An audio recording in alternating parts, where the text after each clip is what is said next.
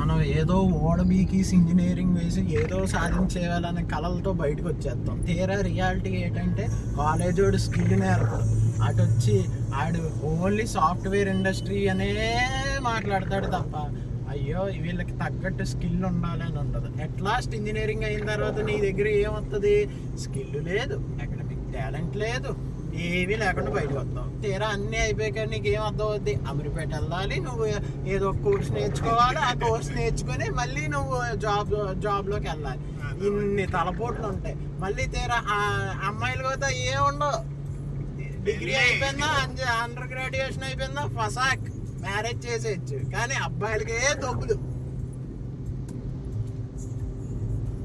అది ప్రకాష్ ఆయన ఏం చెప్పాడు నేను దానికి పూర్తిగా అంగీకరిస్తున్నాను.